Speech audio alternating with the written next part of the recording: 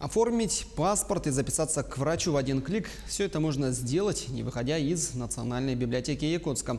Там открыли сектор электронных услуг, где все желающие могут получить свободный доступ к таким сайтам, как Госуслуги, Е-Якутия, зайти на порталы различных ведомств и оформить услуги. Отдел работает в будни с 10 до 18 часов, в зимнее время с 9 до 18. В зале помогает специалист многофункционального центра. Первое время у нас будет консультант из «Мои документы» из МФЦ и наши специалисты. По развитию, во-первых, считаем, что необходимо масштабирование данного проекта по улусам. Это однозначно нужно. А во-вторых, это такой первый этап большой системы, которая планируется по повышению информационной культуры, цифровой культуры населения. Очень удобно, потому что, придя в библиотеку, ты можешь еще сделать операции по оформлению документов.